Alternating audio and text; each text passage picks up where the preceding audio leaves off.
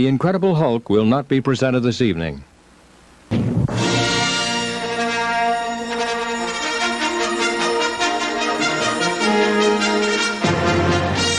Star Wars CCG Holiday Special. Starring Jar Jar Binks as Jar Jar Binks, Harrison Ford Jack Porkins as Jabba the Hutt, Aman as himself, Princess Leia. With 8D8 as C3PO. Peter Mayhew Red as 6 as Chewbacca. Jabba's sail barge, R2-D2 as R2-D2. And James Earl Jones as the voice of Darth Vader. The holiday Star Wars CCG special is finally here. You've waited with bated breath for an entire week. You could barely sleep. You were neurotic. You couldn't stop thinking about this video. And now it's finally here, and the holidays are here. So, the top 5 worst things and best things about Jabba's Palace, the set, the Star Wars CCG set. There's a lot of great things in Jabba's Palace. There's a lot of not so great things, and we're going to be going over some of them today. And like last week, comment below and enter to win a silly starter deck. And comment what your favorite thing is, what your least favorite thing is, or whatever you want to comment. And at the end of the video, we'll be drawing this week's winner, plural. So thanks for watching, guys. Let's start with the top 5 things we like about Jabba's Palace. No, not like. We love. This could be number 1. This is number 5, but we had to get out of the way. It is the starting interrupt that pulls an effect with no deploy costs, changes the game for the better, much better. So up until then, you just had to, if you had an effect you really needed for your deck, you'd have to put 3 of them in your stupid deck. 3 or 4 of them, and just hope you drew it. And then you'd have to have a traffic control, so you could put all your cards back into your use pile after you drew half your deck, and by that time they're already force draining you. This set the tone for theme decks, and if you didn't even have a theme, you could always have it in to stop, there is no try, or do not. To cancel Sense and Alter decks, you can start with Imperial Decree, start with Presence of the Force, start with so many different effects that really open the door to get more creative with your decks. And this kind of set the stage for more kind of the starting building come out in a special edition with the objective, which I think the objective and the starting interrupt, especially the signal, are incredible additions to the game and made a lot more strategies viable. That's why I love it. Tell me why you love it or hate it. You might like it. You might not like it. Next one, number 4, is Candidates. Not as game breaking as the other ones, but as the starting interrupt. But at the time, Dagobah, light side Dagobah clouds and force drain bizarre clouds, asteroid decks were all the rage, and you would sit down on Dagobah and you would force drain them, and you put a Tiberian gas miner down there, and then you would sit there and you'd force drain them, and they couldn't even get to Dagobah because Dagobah has such a high parsec number, and you wouldn't put any other planets in your deck, and they would have to put in like a Kessel or something just to fly there in their own deck, and they would have to fly there, then they have to land, and by the time you do that, you already lost so much force to force drains. This stops that pretty much, which according to that podcast, the Star Wars CCG podcast, they apparently were going to make something like this in the rules originally, but it never got published about how you couldn't force drain at Dagobah, which would have been an amazing rule, but had to include this card. So around the time of Jabba's Palace, every Imperial deck had one of these in, maybe even during Special Edition a little bit, but then those Dagobah decks kind of fell out as more and more effects were made that kind of counter resistance and all these types. That also came out in Jabba's Palace to help alleviate the problem of silly anti-fun decks on Dagobah, which through Dagobah and Cloud City were pretty much the meta.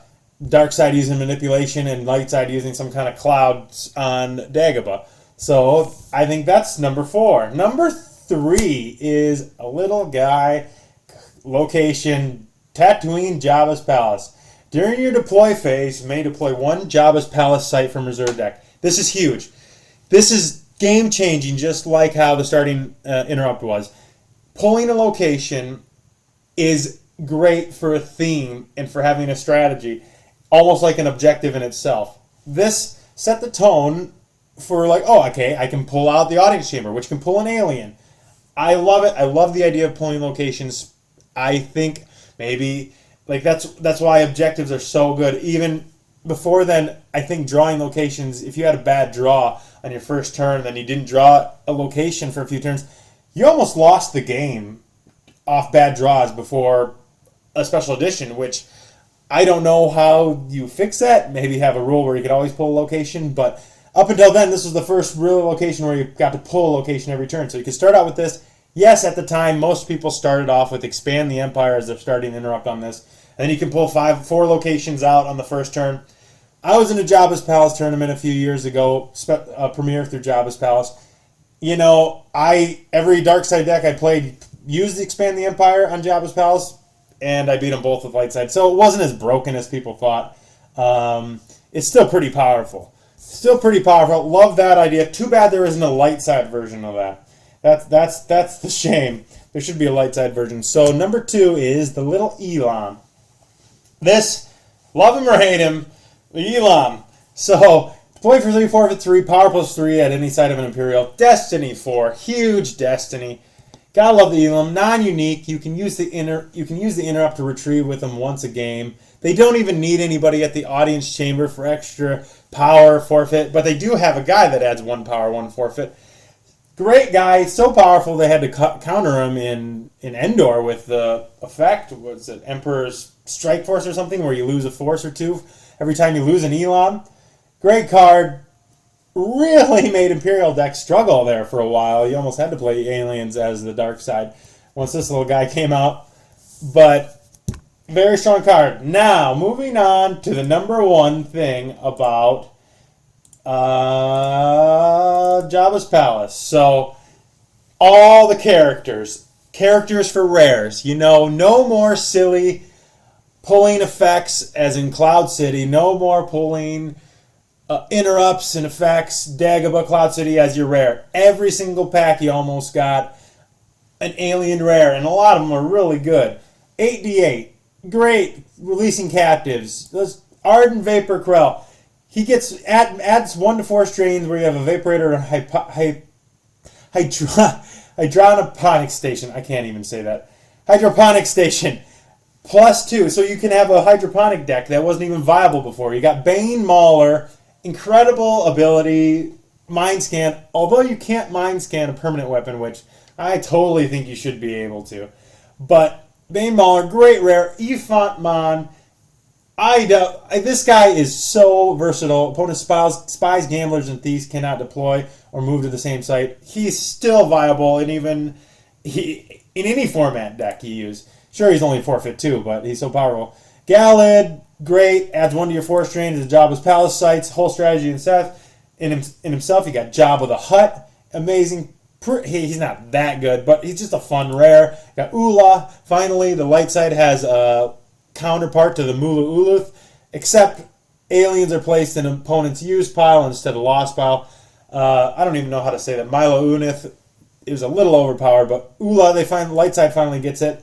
Got this Thyrus guy who makes Cloud City decks way better. Adds 1 to your 4 strains. You got Yi Reese, a little bit of a Tanika Sisters on acid.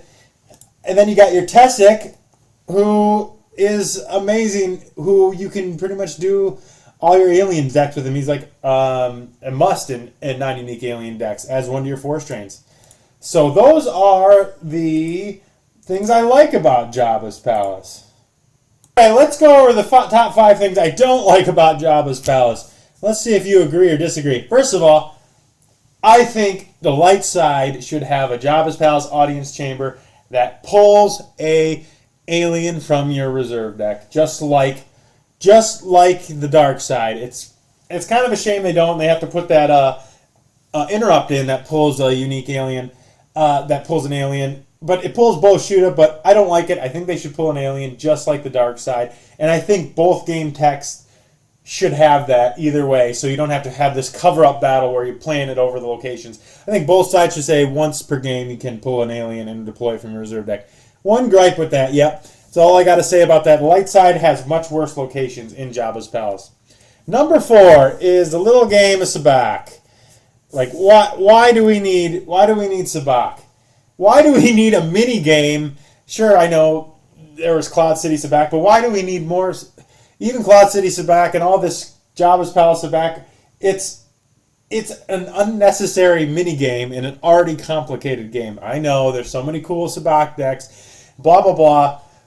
Just, you don't even need it in the game. There could be a gambler, you could just do something with the gambler lore and just have power +1 or exclude everybody that's not a gambler from the fight. Just have a gambler fight and call it a gambling fight. You don't need a mini game. I don't like the mini game. It's silly, it's unnecessary, and it complicates the game more than necessary. Number three, the Rancor. You know, I love the Rancor. He's cool, he's awesome. But his habitat is a little limited. Rancor Pit, an exterior planet site, only deploys the Rancor Pit, or where Malakili, is that how you say it? Somebody will correct me. Is the only character. So you have to have this guy in your deck if you want to have the Rancor run loose, or else you got to pull the trapdoor, have the trapdoor type deck. So everybody dreams about having your Rancors running free on Hoth or, you know, some operative planet, but it's really hard to deploy them. And they run towards another Rancor whenever possible, so they run at each other and then they kill each other. So not a lot you can do with the Rancor unless you have everything set up that's for the Rancor Pit. I guess it goes with the theme of the movie, but like probably a lot of you want to see the Rancors run wild a little more than they could have a light and dark side Rancor. You don't. They're neutral. They're true neutral. That's the beauty of the Rancor. All right, number two. It is disappointing light side mains. Yes, they're okay, but first let's go to Tamtel Screech. He doesn't do much. He's power 3, forfeit 3, power 3, ability 3, forfeit 6, deploy for 4. So he's like a regular Han from a little worse than Han from like Premiere, and then he only has 2 to the power of ship, and he deploys only to Tatooine, so he's limited there. He's a spy, and he can pull undercover. So TK4, whatever the Han undercover one is, he deploys automatically undercover. The little robot guy from Hoth, he deploys automatically undercover. So you have to have undercover in your deck. Just make him like one of those guys. Then it changes everything. Sure, he makes your rebels immune to None Shall Pass. This Lando, very, very limited use. Kind of a disappointment. Same with this Leia. It's like, what am I going to do with this Leia? Deploys free as an escort of Jabba or a bounty hunter. So they have to have a Jabba or a bounty hunter in their deck. So it's basically, hopefully they have one, and then you ambush them, and you get 5 force, and then you don't get Leia. Then you don't get to have Leia with Blaster in your deck. I've tried to use it in decks, never really got it to work that well. I don't know what else they could have done with her. It's hard to make you, if you retrieve more than 5 force, the card gets out of control for power. I guess he makes the aliens forfeit -2. Maybe if she made all the aliens power and forfeit -2 at the same site, could be pretty viable then.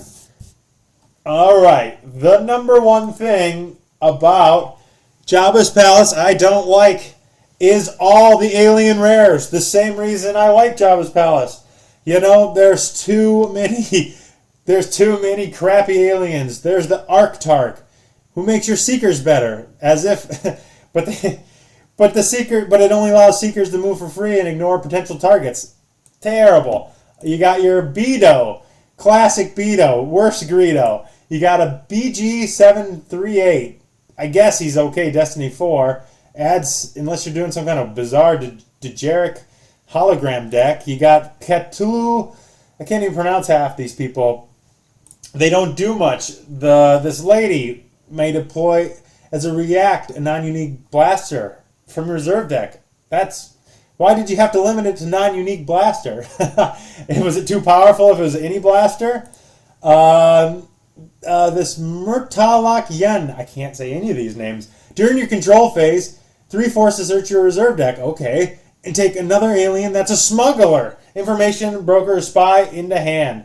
So you got to be at Jabba's palace. He deploys for 3, then you got to spend 3 more force to look for the guy, and he's only forfeit 2. Might as well just put the guy you're looking for in place of him in your deck.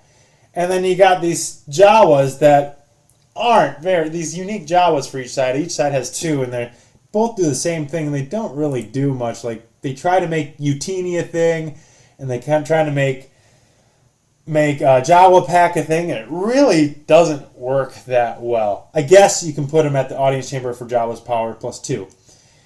Anyway, I don't know if they printed more of Jabba's palace, or it's always been the least valuable set. So it's always been the least valuable set, as even when it came out, nobody really wanted your Jabba Palace rares. There was way too many packs. A lot of Jabba's Palace was given out as prizes. I remember even a few years ago, as much as maybe 6 years ago, you could buy a box of Jabba's Palace, 60 packs for $25. Of course, I think they're probably pushing 200 now.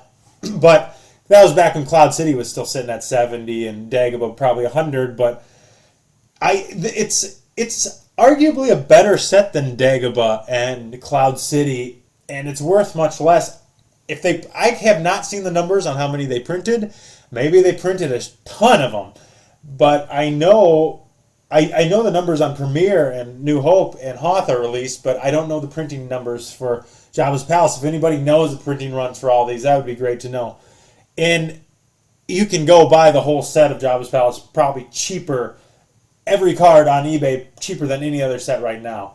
It just goes to the reflection. So I think Decipher did a lot of great things with Jabba's Palace. It got you more excited. More strategies were open. I liked more characters as rares. I think it really paved the way for what is the best set in Star Wars, in my opinion. Special Edition.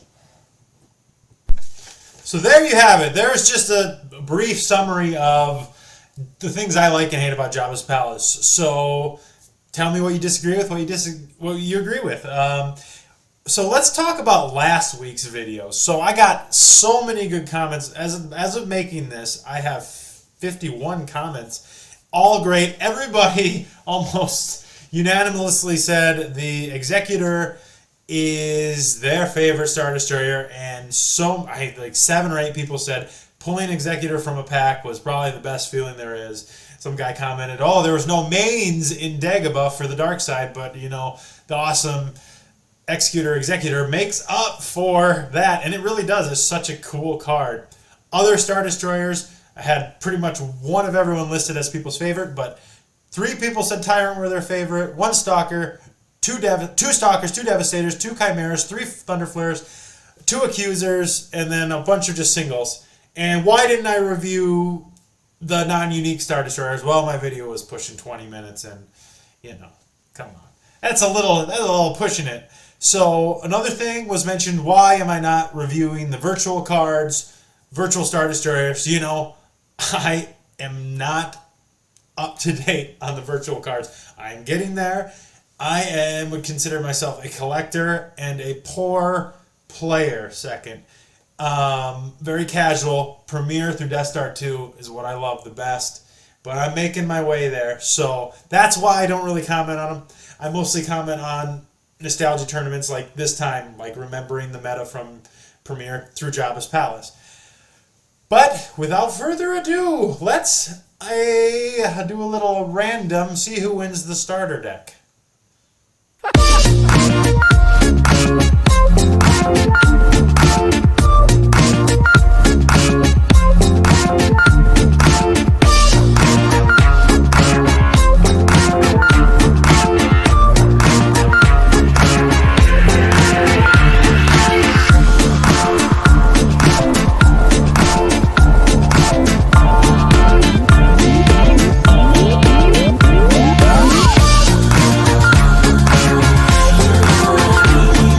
That's right, we gave away 3 starter decks to keep this Star Wars CCG hype train going. Merry Christmas, you filthy animal. So, I would love to give you all a starter deck, but my heart isn't that big. Even on Christmas, I'm sorry. So, Joey Wessels with his Thunder Flare comment, because it was the only one he had. I can relate. The Stalker was the first one I had, so it was the only one I had. Pyramid Song wins another great song, by the way. Tyrant, he got it as a foily boily in a packy wacky. So, congratulations, Pyramid Song. Robert Lewis, Porkins can get porked. Yes, we won't dig into his personal life, but thank you guys for commenting. All right, so I have a little bit of a bonus. There is a little bit of a story time. I don't know if you'll enjoy it. So this is a story about my older brother's deck he played at a tournament in between Endor and Special Edition. So the deck is a very duplicitous, very deceitful, dishonest deck. And the key is, I'm going to explain it to you very slowly. You take cards, you have your cards, and you don't shield them. You do not have them in shields. And you tell the person when you sit down, oh, I just got some random cards. This deck is no good. This deck is no good. So with your unshielded cards, you put down a lone tag at a location or just an Imperial with an ability 3, and then you put a comm link on him.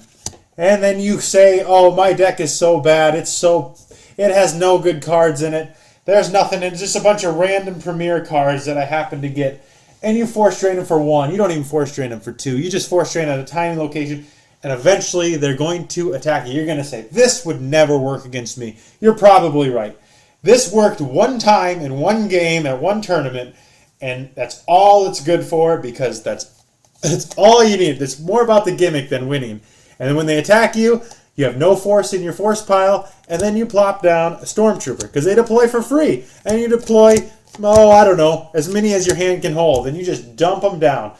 And you just dump them down, and you play a little Trooper Assault, make them power +2, and then you play a little, you overestimate their chances, and triple, if opponent initiate a battle, triple the resulting battle damage. That's all you got to do. And they will attack you, and it's a really good prank to play on someone that's not too aware and doesn't know who you are that well. Yes, it's not the most honest deck, but it was hilarious. When it happened, there was about 8, I swear the whole tournament, there was probably 30 people at the tournament, but I swear everybody got up from their seats to watch the 130-some battle damage being taken by the opponent. Of course, you only can play it one time. So that was one of my favorite memories from Star Wars, is when my brother pulled off this deck once.